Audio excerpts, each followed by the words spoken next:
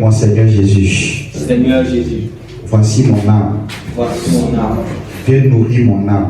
Viens nourrir mon âme. De cette même manière De cette même manière qu'il y a des médecins qu'il a des médecins qui soignent qui soignent l'être humain l'être humain par des médicaments, par des médicaments, même parfois par la nourriture. même parfois par la nourriture. Seigneur Jésus, Seigneur Jésus, tu es mon médecin. tu es mon médecin. Tu es El Rafa, Tu es le Dieu médecin. le Dieu médecin. Viens, soigne mon âme. Soigne mon âme. Là où mon cœur est brisé, Là où mon cœur est brisé, viens me soigner. viens me soigner. Viens me Viens rétablir. me rétablir. Là où mon cœur est Là où blessé, mon cœur est blessé, viens me guérir. viens me guérir. Jésus, Jésus, mon médecin, mon médecin, apporte-moi apporte-moi tout ce qui est nécessaire tout ce qui est nécessaire à la vie, à la vie, à la piété à la piété et à l'amour. et à l'amour. Ce matin, Ce matin, je te donne mon cœur, je te donne mon cœur, je te donne mon âme, je te donne mon âme, je te donne mon être. je te donne mon être. Viens, Viens, guéris-moi, guéris-moi, nourris-moi, nourris-moi, instruis-moi pour instruis-moi la gloire de ton nom. pour la gloire de ton nom. Amen, amen, amen. Alléluia. Amen. Le dimanche passé, on a parlé sur un sujet très important, et même les autres dimanches. Si quelqu'un a une préoccupation, a une question par rapport à tous ces sujets qu'on a vus, on a parlé de beaucoup de choses, le Saint-Esprit, mon eau vive, on a parlé de la sorcellerie, on a parlé de le Saint-Esprit, ma Rebecca, on a parlé de la doctrine des baptêmes, on a parlé de la foi dimensionnelle, on a parlé de toutes ces choses-là. La dernière fois, on a parlé de renoncement aux œuvres mortes, tout cela. Si tu sais que tu as une préoccupation, que tu as une question, tu lèves simplement ta main et puis tu poses ta préoccupation. Maintenant, dans le cas contraire, si vous n'avez pas de préoccupation, on va avancer.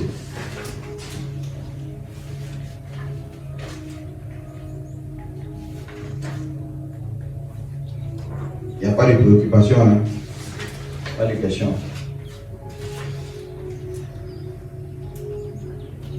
Les questions. Ok, je t'écoute. Sur la foi dimensionnelle. Donc, comment on fait pour atteindre cette dimension de foi? Jésus a dit comme ça que si vous avez de la foi comme un grain de sénévé, vous direz à cette montagne. Une fois, il y a les disciples de Jésus qui sont venus à Jésus et ils ont dit à Jésus, augmente-nous la foi. Et Jésus leur a dit, leur a donné une parabole. Et dans cette parabole, voici ce que Jésus leur a dit tout simplement. Jésus leur a dit ceci. Il dit, si par exemple, tu es un maître d'une maison, tu es un chef de famille, et que tu as un serviteur ou une servante, que tu reviens du champ, et quand tu arrives là, et ton serviteur te voit, est-ce que ton serviteur, lorsqu'il va préparer de la nourriture pour toi, il va se servir lui-même, il va manger avant de te servir? Non. Mais d'abord, le serviteur va te servir avant qu'il lui prenne maintenant le reste pour se servir, pour se nourrir. Et voici comment Jésus les a répondu. Donc, qu'est-ce que cela signifie? Jésus est en train de les enseigner que non, la foi est comme au fait un serviteur. Et vu que ça t'appartient, c'est quelque chose qui est du royaume, c'est pour toi au fait. Donc, parce que tu es le maître, quand tu désires quelque chose, tu vois, donc quand le maître rentre du champ, il désire boire de l'eau, il désire manger. Automatiquement, parce qu'il désire cela, le serviteur le sert. Donc, de cette même manière, si tu désires cela, si tu désires, tu mets ton désir dessus, tu vois, tu veux au fait, tu mets ta volonté dessus, tu crois de tout ton cœur, comme Jésus l'a dit. Si vous me demandez quelque chose et que vous croyez de tout votre cœur, cela vous serait accordé.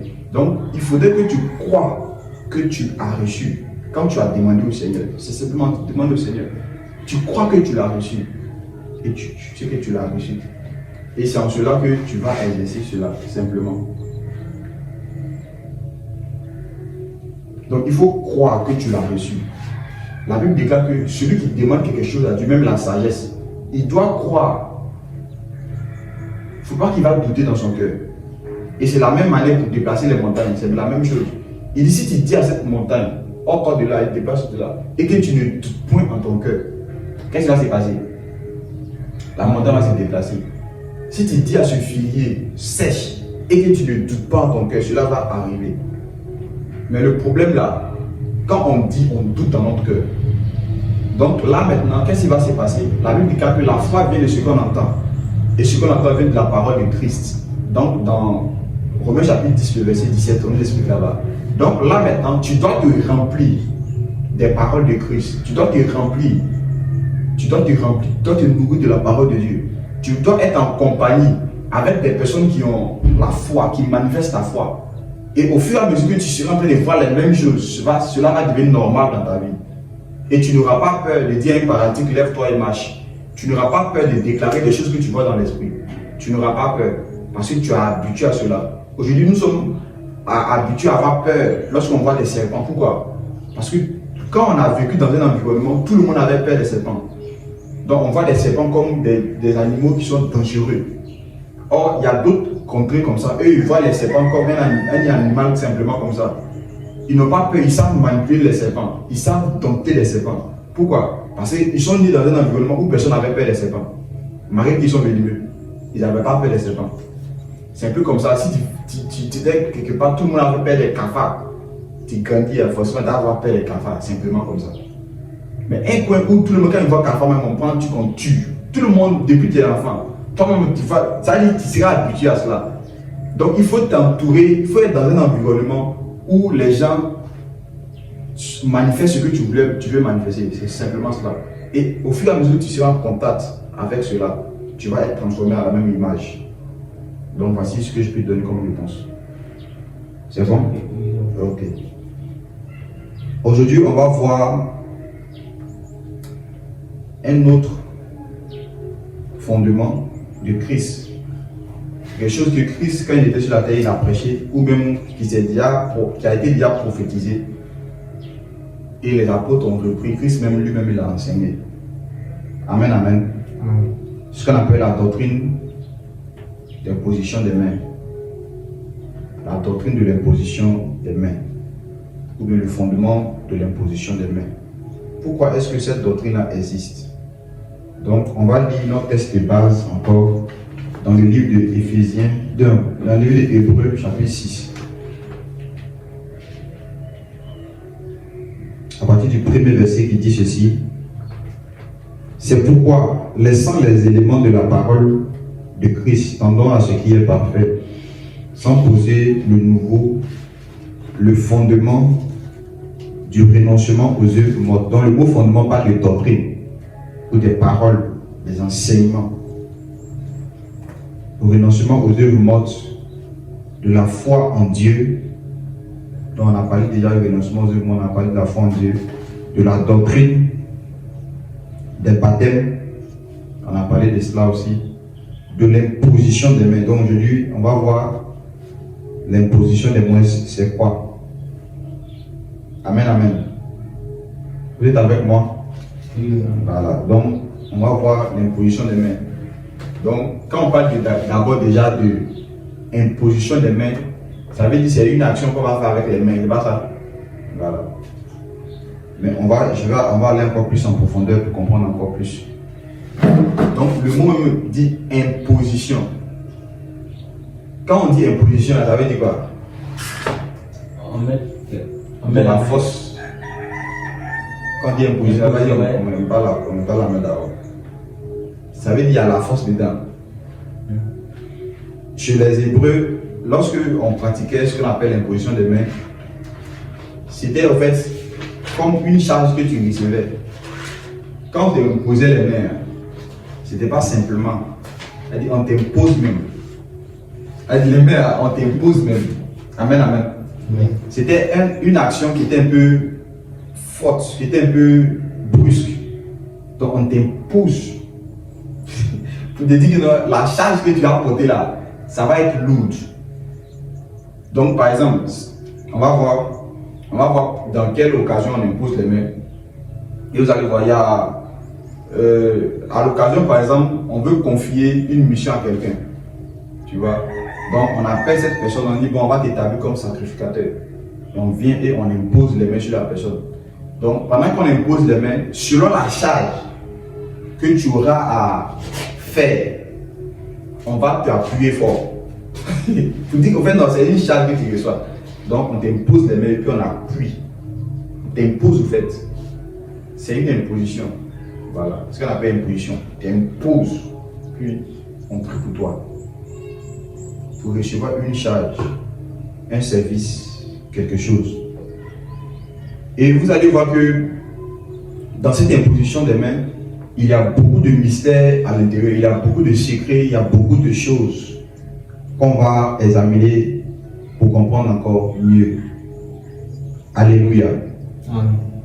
Donc maintenant, on va voir l'imposition des mains pour la consécration.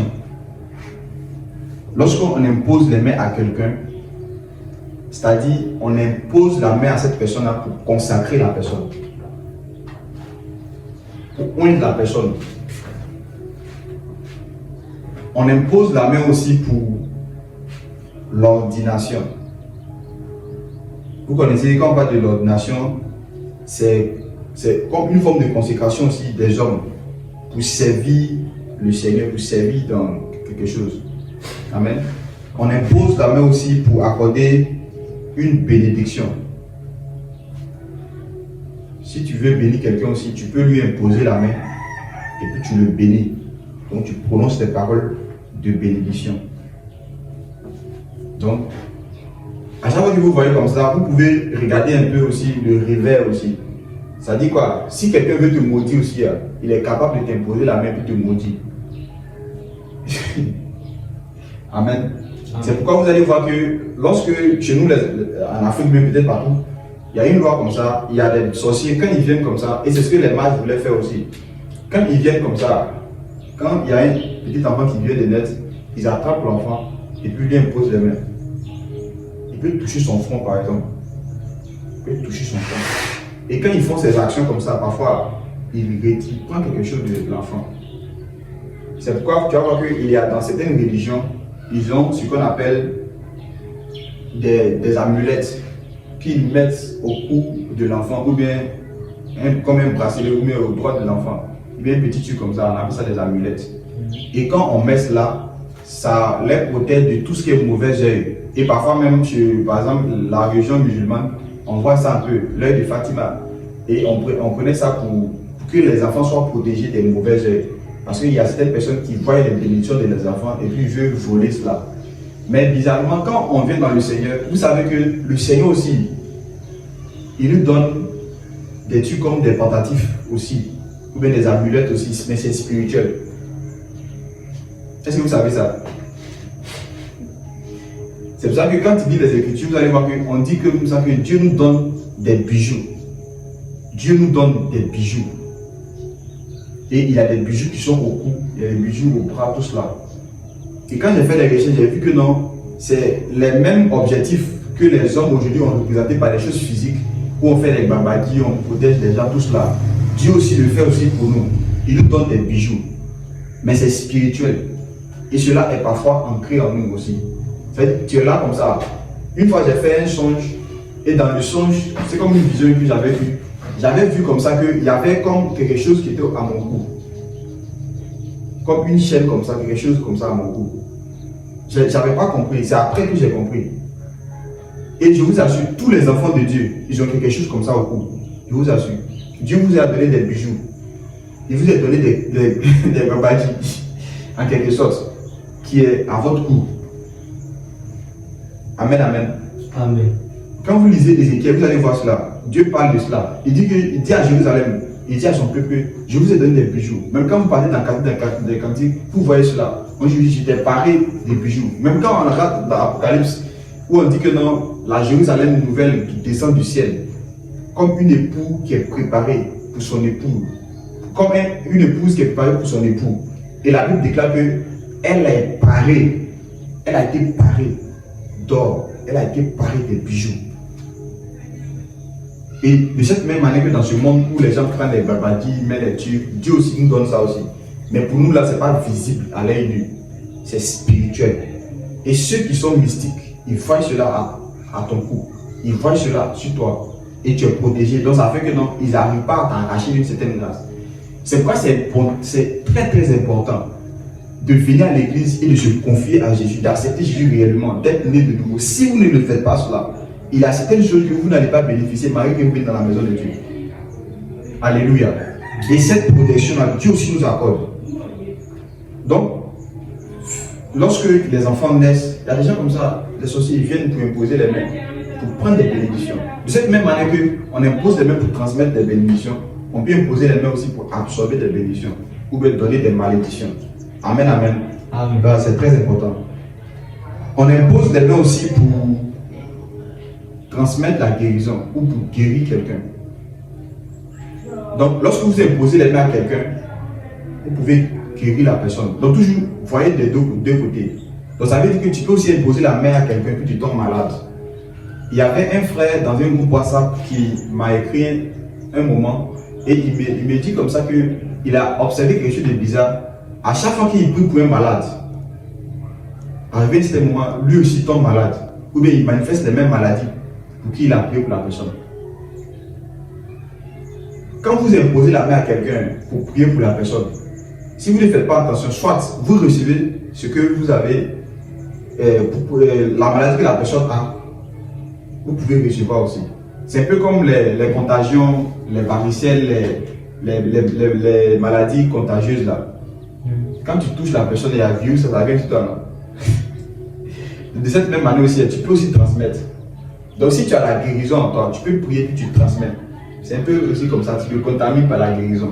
Donc, vous voyez toujours des deux côtés. En fait, je suis en train de vous enseigner pour que vous puissiez comprendre le contour et le pouls de toutes ces choses-là. On peut aussi imposer les mains pour faire une substitution.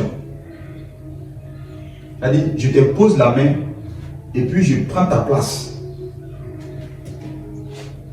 On peut imposer les mains pour une substitution. Je me substitue à toi. Amen, amen. Amen. On impose des mains puis en fait, on s'échange les places en fait. Donc, j'ai déjà parlé aussi de l'imposition des mains où tu imposes aussi pour absorber. Tu peux imposer les mains pour absorber. Alléluia. Amen. Donc, maintenant, on va voir tout ce que j'ai cité là dans la parole de Dieu. Est-ce que vous êtes prêts? On va voir cela dans la parole de Dieu. Donc, le premier point, on a dit la consécration par l'imposition des mains. Et ici, ça peut être aussi des objets, ou bien une offrande, ou bien quelque chose. C'est-à-dire, tu imposes la main sur quelque chose, sur une offrande, sur un objet, pour donner à quelqu'un aussi. Donc, voici comment tu peux t'en servir sur une imposition des mains. Amen, amen. Amen. Donc, on va lire Lévitique chapitre 1, le verset 4.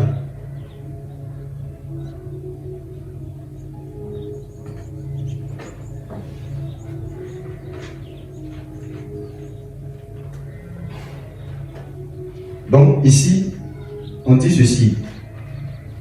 Il imposera sa main sur la tête de l'holocauste qui sera agréé de l'Éternel pour lui servir d'expiation. Donc vous allez voir que ici, on envoie une offrande au Seigneur et le Seigneur avait donné dans son instruction qu'il doit faire quoi? Imposer la main sur la tête de l'holocauste, c'est-à-dire le bélier qui est là, ou bien l'animal en question, l'offrande en question. Et puis maintenant, ils vont faire quoi? Ils vont tuer ça pour faire le sacrifice. Donc parfois aussi, tu veux transmettre quelque chose à quelqu'un, tu peux imposer la main. Donc vous devez voir toujours sur les deux côtés. Quelqu'un aussi peut te donner quelque chose et puis il impose la main pour te donner cela. Et il peut te maudire en te donnant cette chose. Il dit, si cette personne apporte ça, et cela comme ça lui arrive. Amen, amen. Donc faites attention avec les cadeaux, avec les gens de choses comme ça. Parce qu'il y a une imposition des mains qui se transmet, qui commence à être présente quelque part là. On va voir encore un autre verset dans Lévitique, toujours, pour voir un peu, chapitre 3, le verset. Lévitique chapitre 3, le verset 2. On parle de la même chose. On dit, il imposera sa main sur la tête de la victime, qu'il égorgera à l'entrée de la tente d'assignation. Et les sacrificateurs, fils d'Aaron, répandront le sang sur l'autel tout autour. Donc ça parle de la même chose. Maintenant, allons encore plus loin. on parle de l'imposition des mains pour l'ordination, pour consacrer quelqu'un pour un service qu'il doit mener. Donc là, on va lire Nombre chapitre 8, le verset 10.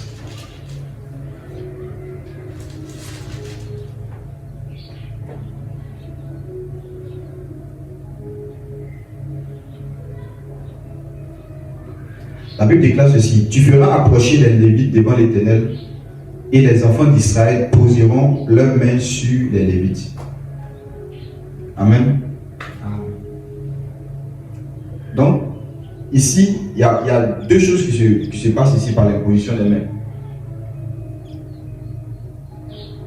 Les sacrificateurs voulaient faire un service. Ils voulaient aller pour servir l'Éternel, faire un service dans le temple. Et la Bible déclare que les sacrificateurs seront là. Et les Lévites seront là aussi. Donc les Lévites, les sacrificateurs, c'est les mêmes noms qu'on désigne. Mais quand on parle de sacrificateurs, on parle beaucoup spécialement de ceux qui font les sacrifices. Mais les Lévites aussi font partie aussi de ces personnes-là. Mais le groupe des Lévites sont spécialement aussi parfois des personnes, eux ils font pas parfois les sacrifices. Ils sont là parfois pour l'entretien des temples. Donc il y avait des personnes comme ça qui existaient. Il y a d'autres là, eux ils s'occupent des codes. Il y a d'autres qui s'occupaient de telle chose, de telle chose, de telle chose. Amen, amen. Donc on les appelait les Lévites. Maintenant, vous allez voir, on dit tu feras approcher les Lévites devant l'Éternel, et les enfants d'Israël poseront leurs mains sur les Lévites. Pourquoi? Parce que ils veulent aller faire un service. Ils vont imposer les mains sur les Lévites pour transmettre eux leurs péchés sur les Lévites. Donc les Lévites vont absorber eux leurs péchés, vont absorber eux leurs fautes. Et puis maintenant ils vont aller. C'est la même chose que Jésus a fait. La Bible déclare que Jésus allait être livré aux mains des pécheurs. Donc symboliquement, le monde était représenté par les pécheurs qui étaient là. Donc quand Jésus a été livré aux mains des pécheurs, les pécheurs, en les touchant, au fait, Jésus venait d'absorber le péché de l'humanité sur lui. Il a porté nos péchés. Donc il y a eu quelque chose de puissant qui s'est passé là. Amen, amen. Amen. On va lire encore un autre passage, toujours sur pour accomplir un service. Acte chapitre 6, le verset 6.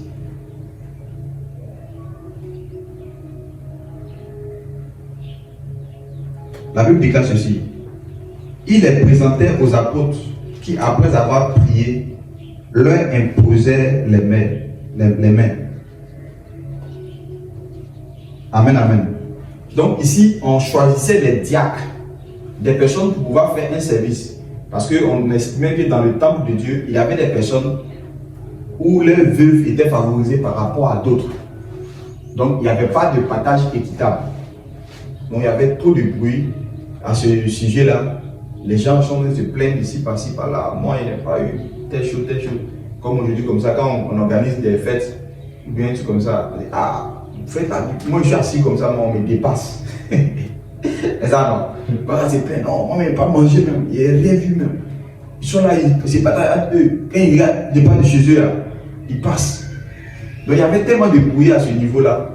On dit, ok, on va choisir des personnes spécialement. Eux, ils vont faire les partages de tout ce qui est bien. Donc, ils ont choisi des personnes. Et on dit que ces personnes, ils étaient remplis du Saint-Esprit. Malgré qu'ils étaient là pour partager la nourriture. Partager la nourriture seulement, ils sont remplis du Saint-Esprit. Maintenant, imagine, ils viennent prêcher, ils viennent diriger. Partager la nourriture, je vous assure. Partager la nourriture, les gars. Maintenant, aujourd'hui, dans nos églises, quand on donne quelqu'un partager la nourriture, c'est après rempli du Saint-Esprit. Donc, dans tout ce que tu vas faire dans la maison de Dieu, il faut que tu sois rempli du Saint-Esprit. C'est très important. Donc, ici, il y a des personnes qu'on les a choisies seulement pour partager la nourriture, pour régler tout ce qui est discorde dans le temple, on appelle les diacres. Et eux, on les a imposé les mains. Eux, on les a imposé les mains, puis on les a laissés partir faire leur service.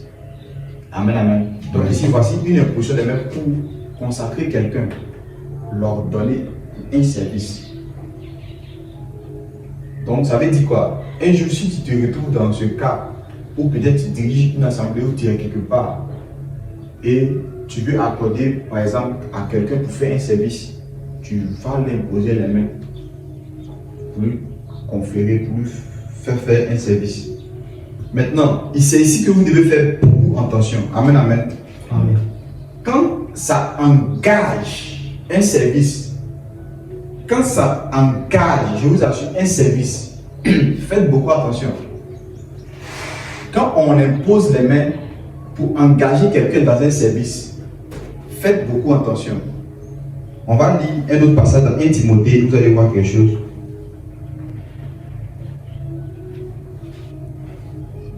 1 Timothée chapitre 4, le verset 14.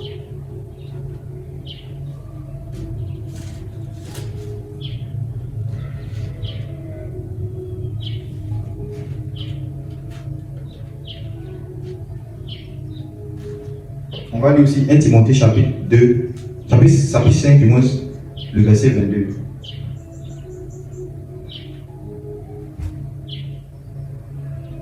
On va commencer par ce chapitre-là d'abord, puis on va revenir en arrière. La Bible déclare ceci. Il dit, n'impose pas les mains à personne avec précipitation.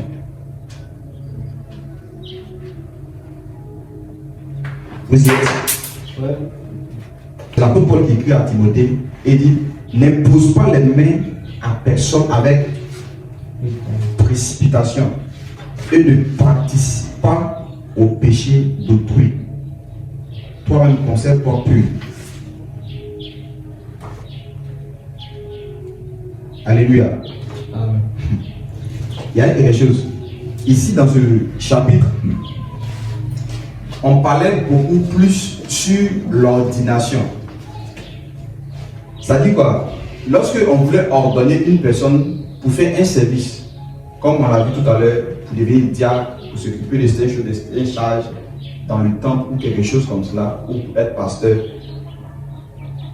Quand tu imposes la main à cette personne-là, dans ce cadre-là, tu participes à tout ce que la personne est aussi également.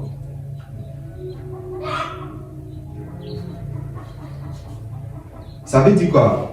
Si par exemple aujourd'hui, on veut consacrer, on veut imposer les mains à des personnes, pour que ces personnes puissent faire un service dans un temple pour devenir pasteur par exemple, quand tu lui imposes les mains que tu pries pour lui, ça veut dire tout ce qu'il est là, tu partages ça, tu es d'accord avec ça. Donc s'il est dans le péché, tu vas partager aussi cela. Pourquoi? Parce que tu viens lui donner un service. C'est en cela que tu ne dois pas imposer les mains avec précipitation. Donc tu dois connaître la personne. Tu dois savoir que la personne est bien convertie. Parce que tu ne peux pas donner une charge à quelqu'un qui est un sorcier. Et c'est aujourd'hui comme ça, il y a des gens qui ont imposé les mains par précipitation. Et ils ont établi des sorciers comme des diacres dans les églises, comme des anciens. Et même c'est eux qui font la Sainte Seine. Et on entend des histoires comme ça qu'il y a des sorciers qui chient dans la nourriture, là, qui pissent dans Sainte Seine. Pourquoi? Parce qu'ils sont anciens. Et parfois il y a des choses comme ça dans les réunions. Et ils viennent pour faire quoi? Ils disent non, ça on ne doit pas faire comme ça pour s'opposer. Pourquoi? Parce que les gens ont imposé les mains par précipitation. On les a nommés par précipitation. Ils n'ont pas discerné et ils ont partagé et ils partagent leur péché. Et ils se sont rendus impurs.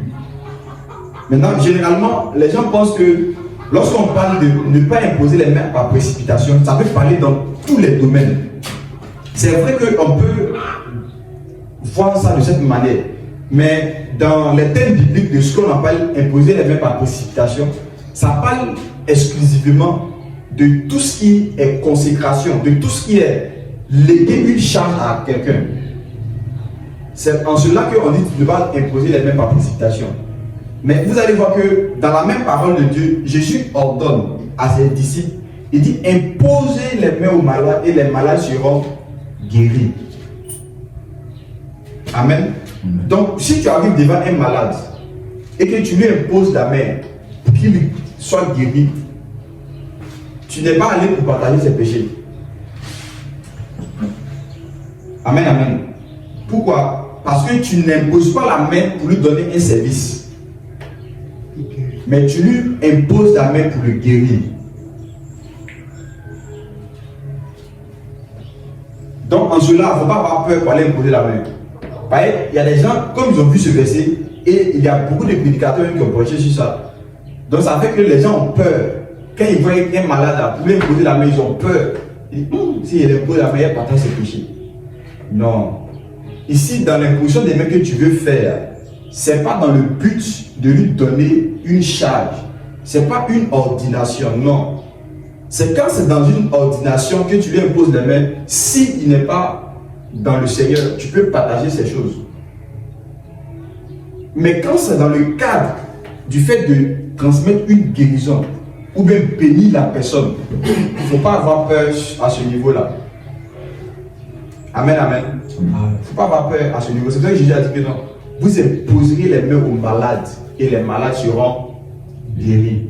Maintenant, aussi, pendant que tu viens imposer la main à ce malade-là, et puis le Saint-Esprit te dit que non, il ne faut pas le faire, là tu peux ne pas le faire. Parce que le Saint-Esprit t'a donné un ordre. Je ne sais pas si vous comprenez. Mais ce verset ne vient pas vous dire que non, il ne faut pas que tu ailles imposer les mains aux malades, sinon tu n'as pas de paix. Non. On partage des péchés de quelqu'un ou la charge de quelqu'un lorsque c'est dans le cadre de lui confier un service à faire. N'importe quel service, soit pasteur, devenir diacre, ancien, quoi que ce soit. C'est là que tu dois discerner, tu dois prier, tu dois faire attention. Je vous assure.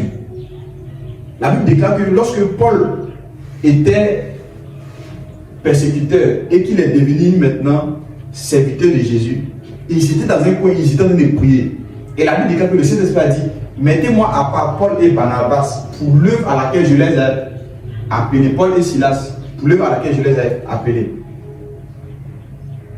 Donc, c'est là, après avoir prié, la Bible déclare qu'on les imposait les mains et on les a relâchés. Donc, ils ont passé du temps ensemble. Ils se connaissaient bien. Donc, c'est là que les apôtres ont imposé les mains pour qu'ils puissent aller. Donc, on les a imposé les mains pour les relâcher. Et ils sont partis maintenant pour faire un service. Donc, dans ce cadre-là, si Paul n'était pas bien converti, ceux qui ont imposé la main à Paul, là, ils allaient partager les mêmes choses, les mêmes péchés que Paul. Ils allaient partager les défauts de Paul. Ils allaient partager des choses de Paul. Pourquoi? Parce qu'ici, c'était dans un service. Ils doivent aller faire un service. Ils doivent être ministres, ils doivent être évangélistes, ils doivent aller enseigner, ils doivent parler de la part du Seigneur. Alléluia. Est-ce que vous comprenez un peu? Amen, amen. Soyez ouverts d'esprit et que votre intelligence vous permette de comprendre ce que je suis en train de dire. Après cela, il y a ce qu'on appelle l'imposition des mains par... Donc, on va lire l'autre verset que j'ai donné, 1 Timothée chapitre 4.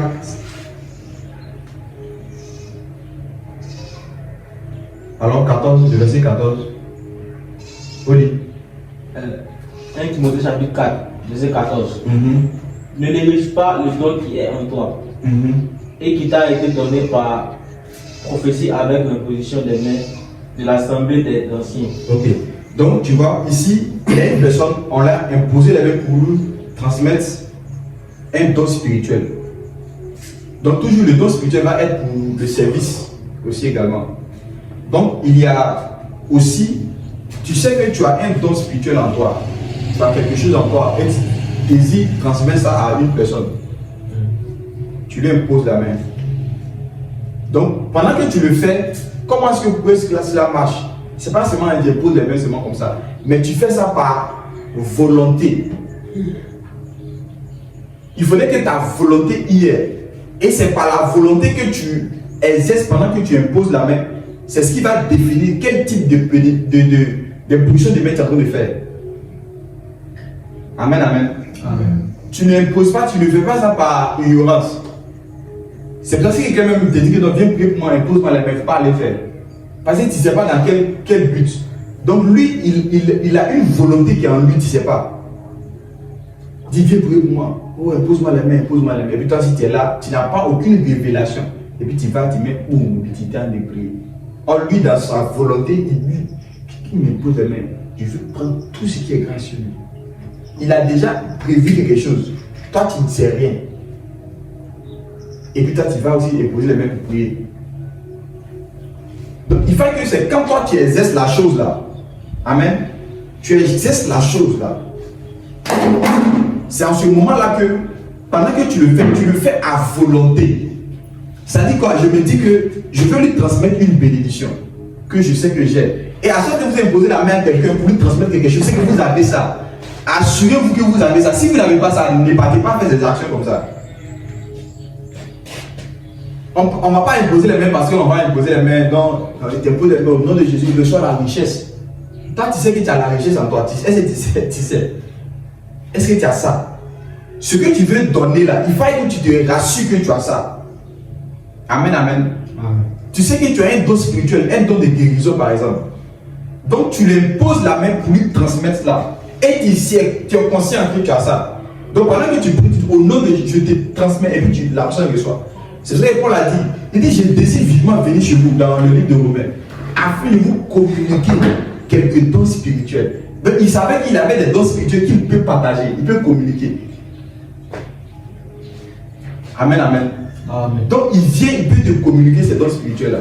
Et il le sait. Et ici même dans l'assemblée des anciens, ils savaient des dons qu'ils avaient. Donc ils ont pris pour Timothée et ils lui ont imposé les mains pour lui transmettre des bénédictions. Donc c'est pour ça qu'il faut que tu sois bien conscient. Quand quelqu'un prie pour toi et il te dit, et tu sais que la personne a ce don-là, et puis il te dit comme ça que je prie maintenant que tu reçoives un don spirituel quelconque, soit le don de guérison, ou bien le don pour brûler des miracles, et tu sais que la personne qui dit ça, il le paie des miracles. Quand il a déclaré sur toi comme ça, il ne faut pas avoir peur, tu as reçu. Tu as reçu. Amen, amen. Amen. Tu as reçu. Il faut croire. Tu as reçu parce que c'est ce qu'il a qui t'a donné. La Bible dit qu'on ne donne ce qu'on a. C'est ce qu'on a qu'on donne. Alléluia. Amen. Donc vous devez comprendre tous ces contours-là. On avait parlé encore de quoi? De accorder une bénédiction, n'est-ce pas? On va aller dans le livre de Genèse. Genèse 48, à partir du verset 14.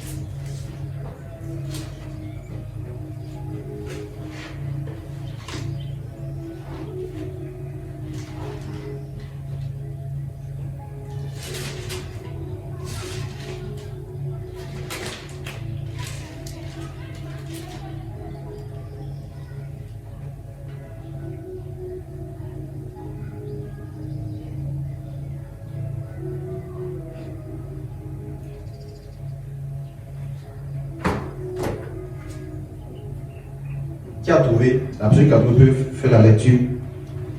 Genèse 48, 14, oui. Genèse 48, verset 14. Oui. Israël étendit sa main droite et la posa sur la tête d'Éphraïm, qui était le plus jeune. Oui. Et il posa sa main gauche sur la tête de Manassé.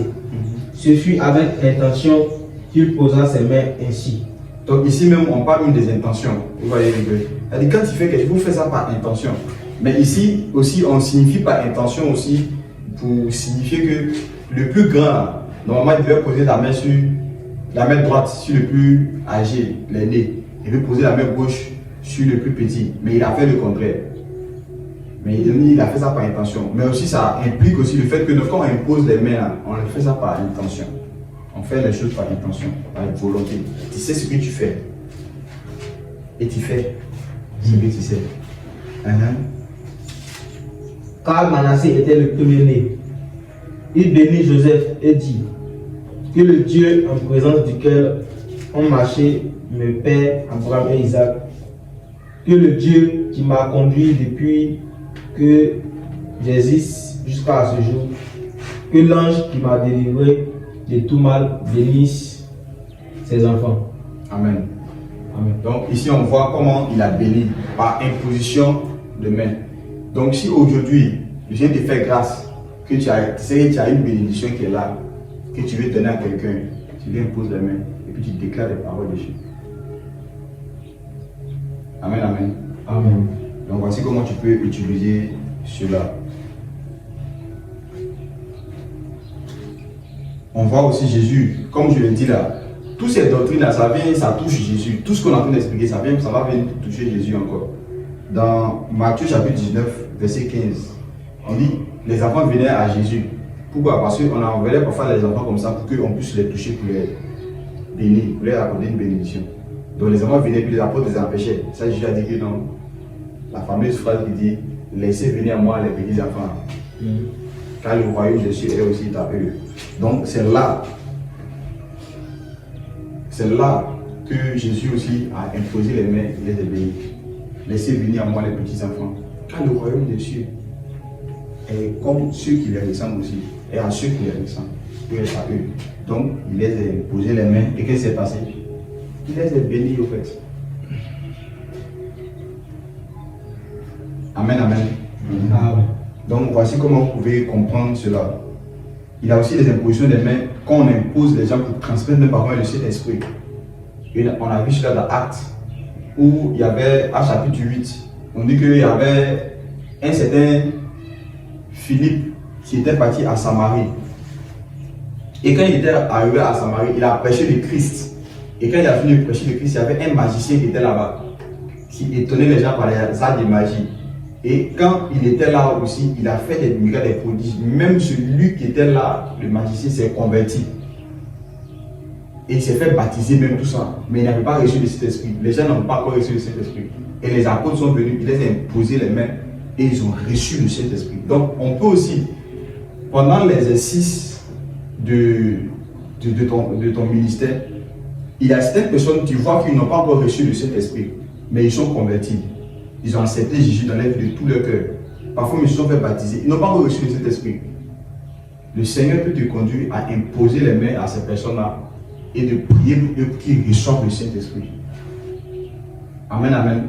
Amen. Parce qu'on dit que les gens, ils ont été baptisés. Ils ont reçu Jésus. Ils ont accepté Christ. Mais qu'est-ce qui s'est passé? Ils n'avaient pas encore reçu. L'Esprit n'était pas encore descendu sur eux, comme la Bible dit. Et c'est là que les apôtres, quand ils sont venus, ils ont prié pour ces personnes-là. Et ils ont reçu le Saint-Esprit. Donc, on peut prier pour quelqu'un pour que la personne reçoive l'Esprit. Donc, vous voyez toujours dans l'autre côté aussi. Un sorcier peut déposer les mains, pas pour recevoir des démons aussi. Donc, vous voyez que ça est dans l'autre côté aussi. L'autre sens. Si un homme de Dieu est capable de prier pour toi pour que tu reçoives un esprit saint, c'est qu'un sorcier aussi peut prier pour que tu reçoives un démon. Donc fais attention à qui te dépose la main pour prier pour toi. C'est pas ça. Maintenant, je vais dire quelque chose d'autre encore sur l'imposition des mains. Mais là, ça va être encore un peu plus large. On a déjà vu l'imposition des mains par guérison, hein, ou bien on n'a pas encore vu. On va prendre Marc chapitre 6, le verset 5. Parce que j'avais déjà brossé un peu dessus. Ou même Jésus a dit, vous imposerez les mains aux malades, les malades seront guéris. Donc voici l'imposition des mains par guérison. Lorsque vous partez dans le livre de Jacques chapitre 5, on dit, si quelqu'un est malade là, il n'a qu'à aller auprès des anciens. Les anciens vont prier pour eux en les imposant les mains. Tu vois? Donc on parle de transmettre aussi la guérison. Donc on va voir aussi dans Marc chapitre 6, le verset 5, cela.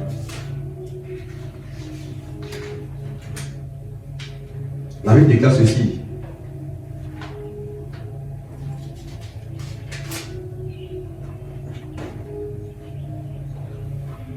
La Bible déclare ceci à partir du verset 5. Marc chapitre 6, le verset 5. Il ne put faire là aucun miracle, si ce n'est qu'il imposa les mains à quelques malades et les guérit. Donc, bon, dans l'histoire, Jésus était allé dans sa patrie, à Nazareth, et les gens ne croyaient pas en lui. Ils disaient, oh, mais c'est lui qu'on est né ensemble ici, là. C'est pas lui, notre camarade du quartier, là. C'est pas le petit enfant qui se promène, c'est l'enfant de Marie. Ses frères ne sont-ils pas au milieu de nous? C'est depuis qu'elle est devenue homme de Dieu. À chaque fois que vous n'honorez pas un homme de Dieu,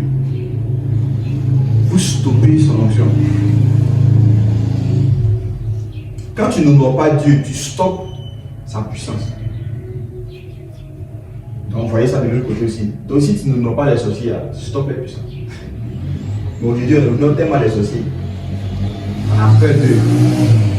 On craint les sorciers. Donc, tu lui donnes la puissance pour te faire du mal. Moi, je ne peux pas honorer les sorciers. Les sorciers sont les petits enfants. Ce sont les petits enfants. Ce sont des foins. Je ne vais jamais dire non, ceci est fort. Je ne peux jamais dire ça. Non. Ce sont les enfants, ce sont les petits enfants. Quelqu'un qui a le Saint-Esprit, moi parfois ça me semble bizarre. Quelqu'un qui a le Saint-Esprit, il a peur d'un sorcier. Il dit, il faut faire attention à ce qu'il dit. Il ne veut pas sentir ce qu'il dit. Un sorcier, là, c'est un enfant. Il ne fait pas attention. Un sorcier, c'est un enfant. Sur la terre, il n'y a aucun sorcier qui peut te faire du mal. Ça n'existe même pas même. Quand tu es auprès d'un sorcier là, lui-même il prie, il va passer vite, il va passer vite. Mais quand toi tu es auprès d'un sorcier, toi tu pries. C'est ça non? Il va passer vite. C'est ça non? Oh lui il a peur de toi, tu ne sais pas ce qu'il sent. Mais comme toi tu n'as pas de révélation, tu penses que c'est toi qui as peur de lui. Oh c'est lui, il a peur de toi. Il veut se chercher même. La Bible déclare que celui qui est en toi, 1 Jean chapitre 4, verset 4, celui qui est en toi est plus grand que celui qui est dans le monde. Les sorciers, les démons, tout ça, ils ont peur de nous. Parce que dans le royaume spirituel, là, il y a un décret qui est passé pour dire que tous ceux qui sont chrétiens, vous devez avoir soumission à eux. Donc tous les démons savent qu'ils doivent se soumettre à nous. C'est pourquoi Jésus dit, je vous ai donné le pouvoir de marcher sur eux. En fait, il y a un décret déjà qui est passé dans le monde spirituel. Ils savent ça. Mais c'est toi qui ne sais pas. Ils savent que toi, tu es les chefs. Ils savent ça. Donc, dans le monde spirituel, là, ils savent que tu es les chefs. Donc, ils ont peur de toi. Mais toi, tu ne sais pas. Toi, tu ne sais pas. Parce que lui qui est le roi des rois, c'est Jésus. Donc quand Jésus a déclaré une parole, ça devait une loi. Ça devait une loi en même temps. Donc quand les démons se promènent, ils savent ça dans leur conscience. Donc parfois s'il est en train de jouer, tu le rappelles. Tu sais pas ça. Tu le rappelles. C'est de cette même manière. On dit que non, toi tu as reçu quelque chose. Tu as droit par exemple au travail, tu ne connais pas tes droits. On dit que non, à chaque fin du mois, en plus de ton salaire, tu as droit. En plus du salaire de base, mais de SMIC, tu as droit par exemple à des primes, quelque chose comme ça. Mais tu ne sais pas. Pour les transports par exemple, tu ne sais pas. Donc tu reçois ton salaire, tu prends ton bulletin, il n'y a pas ça dedans. Or, déjà, il y a une loi qui existe que toi tu as droit à cela. Donc il y a les indemnités qu'on doit te donner, toi tu ne sais pas. Donc tu reçois ton salaire, toujours tu dis, ah c'est ça, il reçoit d'habitude, c'est ça. Tu ne sais pas. Et qui va te donner? Donc de cette même manière, comme tu ne sais pas, vu que tu ne sais pas, on ne va pas te donner. Tu ne réclames pas aussi. Donc eux ils savent que tu as droit à ça. Donc le jour que tu réclames, ils ne vont pas faire effort même. Ils vont te tourner pour voir. Et puis tu leur rappelles que non, il est écrit dans telle loi, article tant, que j'ai droit à cela. Tu vas voir qu'ils ne vont pas discuter. Parce que si tu les convoques là, tu vas gagner. Donc ne pas qu'ils s'emmerdent, on t'a dit, ok, mais on vous fait grâce. Quelle grâce? C'est écrit, c'est pour moi. Donc c'est la même manière aussi. Les démons c'est pareil. Il y a une loi qui existe déjà dans le monde spirituel où on dit que non, chaque chrétien qui a reçu Jésus là, il a l'autorité de te chasser. Mais toi tu ne sais pas. Toi tu as peur d'eux. Or eux ils ont peur de toi aussi. C'est toi qui dois avoir conscience de ton autorité, de ta position et de dire non, sors, quitte ici, dégage. Ça s'arrête maintenant. Amen, amen. N'ayez pas peur des sorciers. Donc, on a vu un peu tous les contours. Maintenant, regardez quelque chose. Je vais parler ici maintenant de l'imposition des mains qui se fait sans imposition des mains. Il y a les impositions de mains qui se fait sans imposition de mains. C'est-à-dire que tu ne vas pas avoir une main physique qui va venir sur toi, mais ça va être aussi comme une imposition de main. Et j'ai l'habitude pour dire, Si tu dis que dans un homme de Dieu, cet homme de Dieu ne doit pas t'imposer les mains, c'est que tu ne dois pas l'écouter. À chaque fois que tu écoutes quelqu'un, que tu ne veux pas qu'il t'impose les mains, c'est dangereux que même si tu as imposé les mains. Un enseignement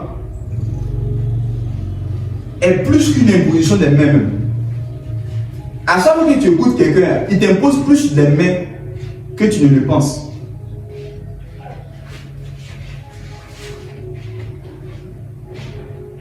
Je vous assure, on va voir quelque chose. Je vais vous montrer le lien qui existe entre les paroles et la main. Il y a un lien qui existe entre la main et puis même la face ou le corps humain. Il y a un lien qui existe. C'est pourquoi quand quelqu'un utilise sa bouche pour parler, c'est une forme d'imposition des mains. C'est vrai que tu ne vois pas une main physique sur toi, mais sa parole a une forme d'imposition des mains. Regardez quelque chose que Dieu a dit dans Exode chapitre 13, le verset 9. Allons-y dans Exode 13, le verset 9. On va lire rapidement.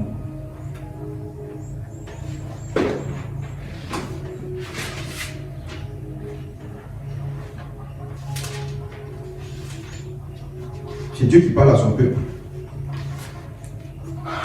Exode chapitre 13, à partir du verset, on va lire à partir du verset 8, on comprend quelque chose. Exode 13, verset 8. À partir du verset 8, oui. Tu diras alors à ton fils. Tu diras alors à ton fils. C'est en mémoire de ce que l'Éternel a fait pour moi lorsque je suis sorti d'Égypte. Oui. Ce sera pour toi comme un signe sur ta main et comme un souvenir entre tes yeux. Oui. Afin que la loi de l'Éternel soit dans ta bouche. Car c'est par sa main puissante que l'Éternel t'a fait sortir d'Égypte. Reprends encore le verset 9. Verset 9. Ce sera pour toi comme un signe sur ta main et comme un souvenir entre tes yeux. Afin que la loi de l'Éternel soit dans ta bouche. Car c'est par sa main puissante que l'Éternel t'a fait sortir d'Égypte. Première des choses, Dieu donne une loi. Et il dit que donc tu vas observer cette loi-là. On dit cette loi va être un signe à ta main. C'est pas cela? Et comme un souvenir entre tes yeux. Ça veut dire, il y a une loi qui existe, mais cette loi-là va s'attacher à ta main, et puis ça va s'attacher à tes yeux. Maintenant, posez-vous la question, c'est quel type de loi qui s'attache à la main et puis aux yeux? Donc ça se fait spirituellement. Donc spirituellement, c'est comme si sur ta main, il y a une loi qui est là. Mais les Hébreux avaient seulement, ils représentaient même cette promesse spirituelle, même physiquement aussi.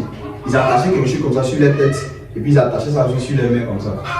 La loi de Dieu, et puis ils mettaient dessus. Mais en même temps, ce n'est pas seulement quelque chose de physique, mais ça parle de quelque chose de spirituel. Une main qui est spirituelle. Donc ça veut dire quoi? Chaque action que tu poses, c'est une main. Oui. Chaque action que tu poses est une main. Et c'est pourquoi, quand on poursuit en bas, on dit que la loi de l'Éternel soit dans ta bouche, afin que la loi de l'Éternel soit dans ta bouche. Donc cette loi, on dit que ça est sur la main et puis entre les yeux. On dit cette loi aussi, afin que ça soit dans ta bouche. Ça veut dire en d'autres termes, si cela est sur ta main et entre tes yeux, c'est que ça est dans ta bouche aussi. Maintenant, on dit aussi que, car c'est par une main, ou par sa main puissante, que l'Éternel t'a fait sortir d'Égypte. Maintenant, je vous pose la question, quand Dieu faisait sortir le peuple d'Israël d'Égypte, est-ce qu'il y avait une main qui avait fait sortir le peuple? Une main qu'on voyait physiquement qui sortait le peuple d'Égypte? Non. Mais qu'est-ce qui s'est passé? Il y avait eu des prodiges, il y avait eu des miracles, il y avait eu des paroles prononcées par Moïse, il y avait eu des bâtons qui ont été levés pour que la main soit ouverte en deux. Il y avait toutes ces choses-là qui s'est produites. Et Dieu dit que tout ce qui s'est passé là, c'était pas une main puissante. Donc, en d'autres termes, tout ce qu'on a vu, tout ce scénario qu'on a vu en Égypte, c'était la main de Dieu qui passait. Donc, quand il y avait eu les plaies qui étaient venues frapper, premier mort, il y avait eu la poux, il y avait les grenouilles, toutes ces actions qui se menaient là, c'était la main de Dieu. Donc, en d'autres termes, il peut y avoir une imposition des mains par des actions que les gens posent ou des paroles prononcées qui peuvent être une imposition des mains sur toi. Donc, à chaque fois que tu écoutes une personne, la personne est en train de te poser les mains.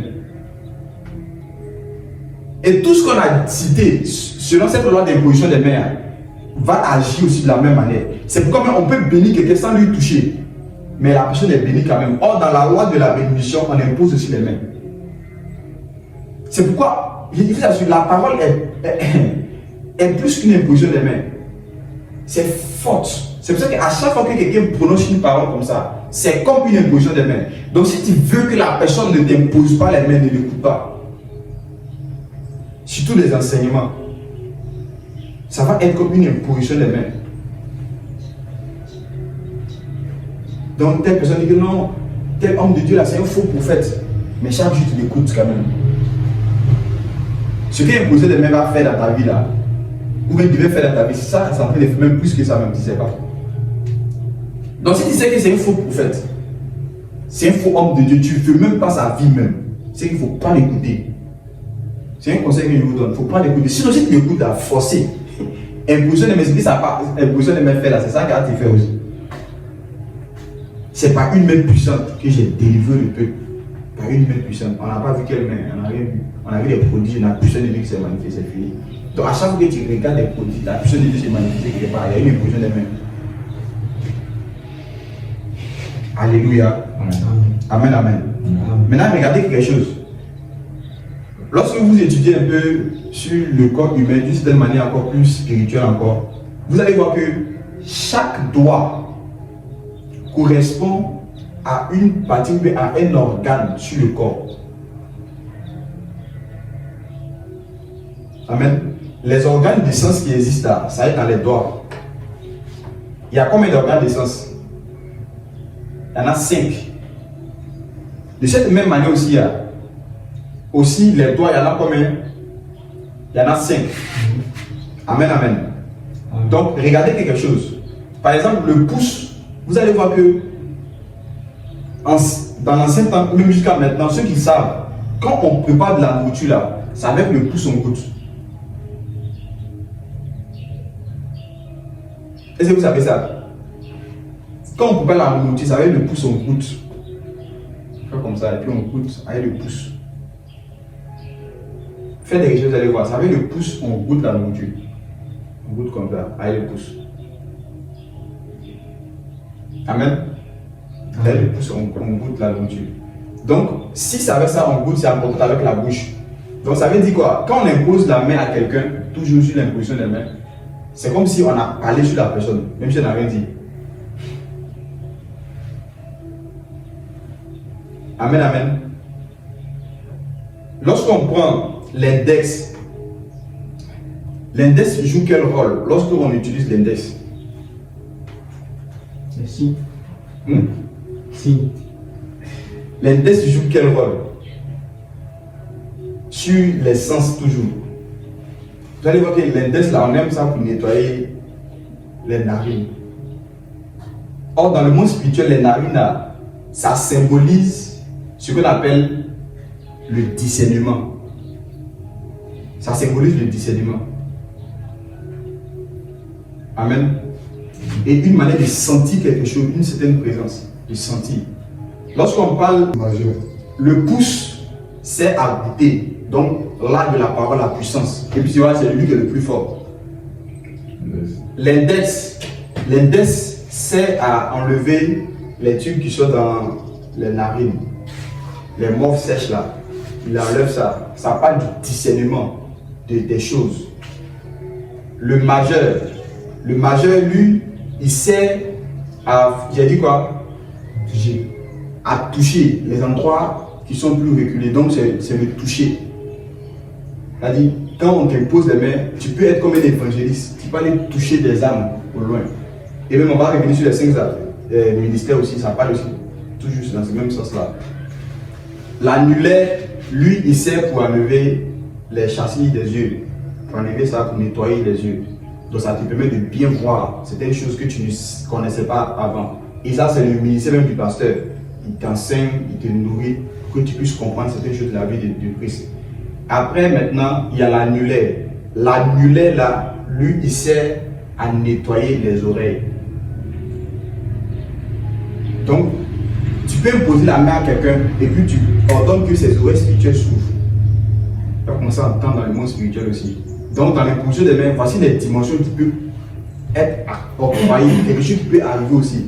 Donc, la main symbolise toutes ces choses-là. De cette même manière, c'est la parole aussi, elle mêlée aussi à la main. Amen, amen. Amen. Et quand vous voyez tous ces 5 choses qu'on a citées, ça parle aussi même toujours des ministères aussi que Christ avait légué à l'église. Donc, Christ a donné aussi des 5 doigts à l'église, une imposition des mains à l'église, qui est le pasteur, le prophète, c'est lui qui teste les gens, il donne des ordres. Le prophète donne la direction.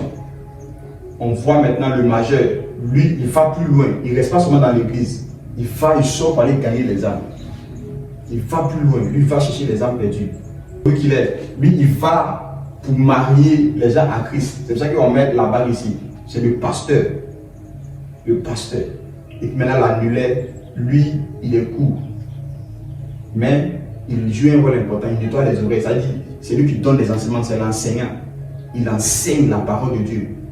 Les mauvaises doctrines que vous avez écoutées avant, là, il vient pour enlever ça, pour vous faire comprendre la vérité de Christ. Il nettoie vos oreilles. Alléluia. Et tout ça se fait par le ministère de la parole. Donc dans la parole, il y a toutes ces différentes impressions des mains, des dimensions qui interagissent en cela.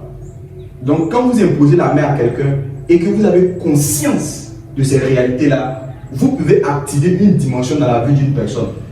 Donc si tu sais que tu as un don quelconque, ou bien tu fais ça par intention, tu vois que la personne, il manque de compréhension, il manque d'intelligence, il manque de certaines choses, et tu veux activer ses yeux. Pendant que tu poses la main, tu peux prier et puis quelque chose se passe.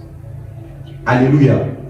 Donc voici un peu le mystère de l'imposition des mains à ce niveau-là encore. Donc ne vous dites pas seulement quand on dit imposition des mains là, c'est seulement prendre la main pour toucher quelqu'un, non.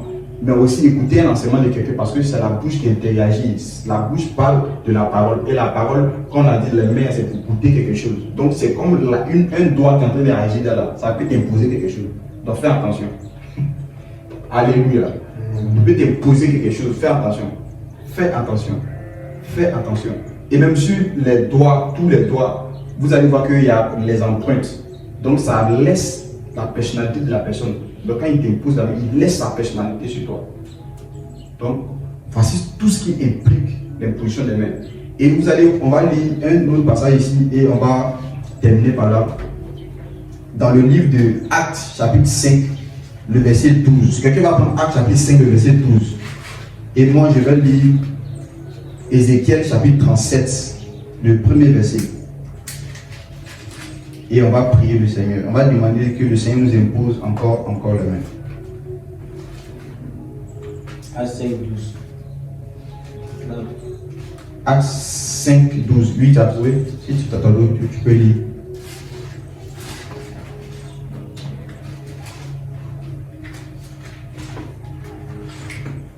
Actes chapitre 5, verset 12. Beaucoup de miracles et de prodiges se faisaient au milieu du peuple par les mains des apôtres. Ils se tenaient tous ensemble au portique de Salomon et aucun des autres n'osait se joindre à eux. Donc tu peux t'arrêter là. Il y a même dans le chapitre 19 aussi, on parle aussi que Dieu faisait des miracles extraordinaires par les mains de Paul. Après l'enseigne aussi qu'on prenait les torchons qu'on mettait sur lui et puis on mettait ça sur les paralytiques qui se levaient, les malades qui étaient guéris, tout cela. Mais vous allez voir, on dit qu'on fait des miracles, on fait des prodiges. Toutes ces choses-là, Dieu faisait ça par les mains des apôtres. Mais est-ce que vous avez vu que non, il y a des miracles comme ça qu'on n'imposait pas les mains? Mais on peut dire à un paralytique, lève-toi et marche. Et c'est ce qui s'est passé là-bas. Ils n'ont pas imposé les mains à la personne. Ils lui ont dit, lève-toi et marche. Les aveugles voyaient. Ils priaient pour les gens guérissaient comme ça, sans qu'ils les touchaient. Mais on fait un résumé pour dire que Dieu faisait des miracles extraordinaires par les mains des apôtres. Donc, toujours pour vous montrer que quand on parle de mains là, ce n'est pas forcément main physique pour aller toucher, mais les actions qu'on mène, parce que c'est avec les mains qu'on fait les actions. Les actions qu'on mène là, ça signifie main. Donc, quand quelqu'un est en train de mener une action, prêcher, faire quelque chose, et que tu me dis, il est en train de t'imposer la main. Maintenant, lorsque on parle de, on va encore dans Ézéchiel chapitre 37, que je vais lire à partir pour mais c'est la Bible que la main de l'Éternel fut sur moi, et l'Éternel me transporta en esprit, et me déposa dans le milieu d'une vallée remplie d'ossements. Donc voici encore une main de Dieu qui agit, mais c'est venu sur le prophète. Mais on n'a pas vu main de Dieu, c'est Dieu à main. Dieu n'a pas de main. Mais on dit que la main de Dieu, ça parle de la puissance et l'action de Dieu, ça parle même du Saint-Esprit. Donc quelqu'un qui dit que j'ai la main de Dieu sur moi, tu iras main, tu ne vois pas main. Est-ce que tu vois main? Non. Mais ça veut dire que j'ai une faveur, une intention de Dieu, une grâce de Dieu qui est là avec moi. Donc cela représente la main de Dieu. Donc ne voyez pas main seulement, ne vous limitez pas à seulement ce qu'on a dit, main physique. Bien vrai que ça représente tout ce qu'on a dit, mais en même temps, aussi, la main peut symboliser une action, une présence spirituelle aussi. Alléluia. Amen, amen. On va s'élever, on va prier le Seigneur. Tout ce que tu as entendu, on a dit beaucoup de choses sur l'imposition des mains. Tu vas prier le Seigneur et tu vas demander à ce que le Seigneur t'impose les mains. La plupart des cas, vous imposerez les mains aux malades, les malades seront guéris. Mais parfois, on n'impose pas les mains aux malades. On prie pour eux, puis les malades sont guéris. Pourquoi? Parce que notre parole est comme une main qui agit aussi également. Et on dit imposer les mains. Ça peut être la main d'un ange aussi qui est là. On dit la main seulement. Vous imposerez les mains aux malades. Et les malades seront guéris. On n'a pas désigné que c'est pourtant notre main. Mais on va prier le Seigneur. On va demander au Seigneur de nous imposer la main. Afin de nous conférer une bénédiction.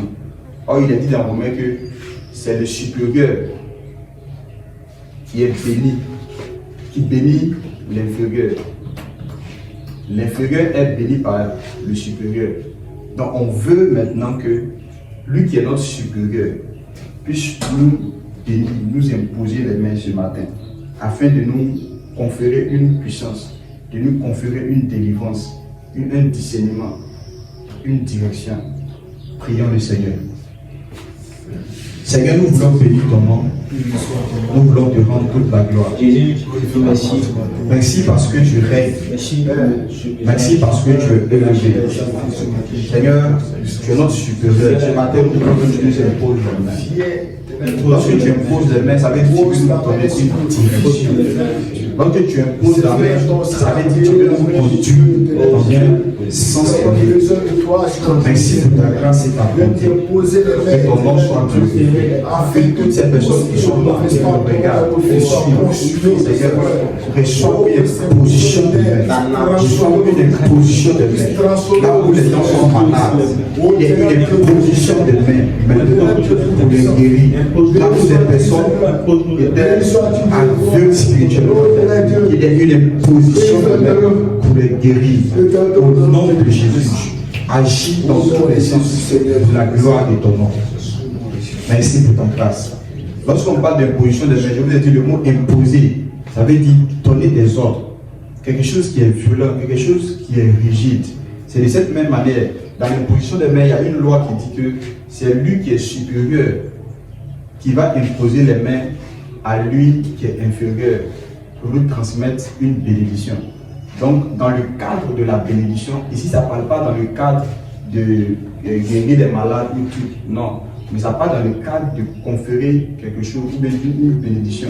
Il faut que la personne que tu veux transmettre la bénédiction là, dans le monde spirituel, il faut que tu sois élevé plus que la personne, pour que la bénédiction que tu transmets puisse marcher.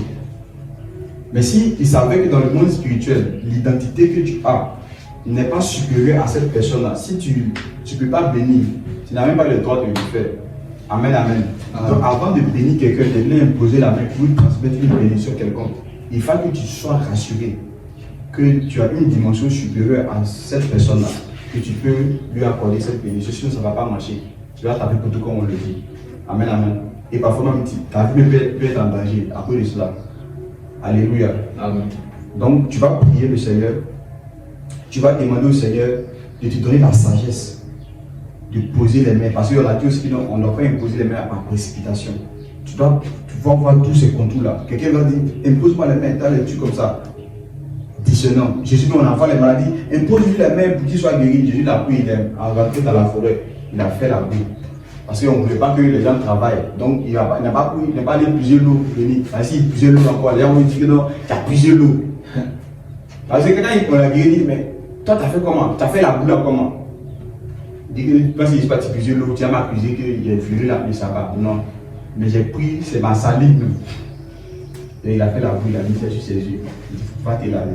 Donc, pour dire que on a envoyé pour qu'on puisse l'imposer la main, mais Jésus n'a pas imposé la main. Jésus a fait quelque chose d'autre. Donc, on doit discerner aussi. Il a dit, oh, impose-moi les mains maintenant. Non, c'est pas toi qui me dirige, c'est moi. Et je suis conduit par l'Esprit de sécurité. Je vais te dire ce que tu dois faire. Prions le Seigneur, que le Seigneur donne la sagesse d'opérer dans cette dimension-là. Prions le Seigneur. Père, nous voulons opérer comme Jésus. Nous voulons te rendre toute la gloire. Nous voulons bénir ton nom. Merci pour ta grâce et ta bonté.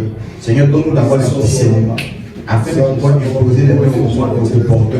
Que nous ne précisons pas, que nous puissions faire par ta grâce, imposer les mains comme tu le demandes, afin de pouvoir conférer la grâce, la bénédiction pour la gloire de ton nom. Merci pour tout Jésus, au nom puissant de ton nom. Merci pour ta grâce et ta bonté. Alléluia. On va prier, on va dire merci à Jésus pour tout ce qu'on a entendu. Parce que dans l'imposition des mains, c'est aussi ce que Jésus a eu à faire. La Bible déclare qu'il est parti se faire baptiser par Jean. Et quand Jean le baptisait, il y a eu une imposition des mains qui s'est faite. Et quand il se baptisait, il s'est baptisé à cause de nous. De cette même manière, il a été livré entre les mains des pécheurs. Et il y a eu une imposition des mains comme s'il transférait tout ce qui était comme malédiction, tout ce qui était comme péché sur lui. Et il a porté ça sur lui pour aller à la croix pour mourir. Comme on l'a dit, dans l'imposition des mains, on peut transmettre certaines choses. Donc, il a reçu cela. On peut aussi absorber certaines choses. Donc, il a absorbé les péchés. On lui a transmis les péchés. Comme ce bouc expiatoire qu'on a lu dans le premier verset. On lui a imposé les mains pour recevoir certaines choses. Et il a parti le sacrifier. Et Jésus-Christ a reçu nos péchés. Il a reçu tout ce qui était de nous. Et on l'a sacrifié pour nous. À cause de cela, on va lui dire merci pour cette imposition des mains qu'il a eu à subir, qu'il a accepté. Prions le Seigneur. Père, nous te rendons toute la gloire. Nous te levons ton nom. Merci pour ton nom. Merci pour ta grâce. Merci pour ce que Jésus a eu à faire dans nos vies. Que l'honneur et la gloire lui soient rendus. Nous bénissons Jésus pour cette imposition de main. Merci Seigneur pour cette sagesse que tu as eue. Que ton nom soit béni. Que ta grâce soit bénie. Merci Saint-Esprit de Dieu. Honneur à toi Jésus. Merci pour ta puissance. Alléluia. Donc après maintenant que tu as compris ces choses-là, comprends bien que le Seigneur va t'utiliser dans ce que tu comprends. Tu peux faire une imposition de main par substitution, comme je l'ai dit. C'est-à-dire tu es là et tu te dis que non, moi je suis mon fils. Donc je me pose les mains. Partout où il est là-bas, je prie pour lui. Amen. Donc c'est aussi une imposition de main par substitution. La personne est là-bas, tu pries pour quelqu'un, on dit, il n'est pas. Donc tu dis, bon, comme il n'est pas là, je le représente. Et puis tu pries. Donc tout ça, ce sont les dimensions où le Seigneur va te faire naviguer dedans. Parce qu'il sait que tu connais, tu comprends ça.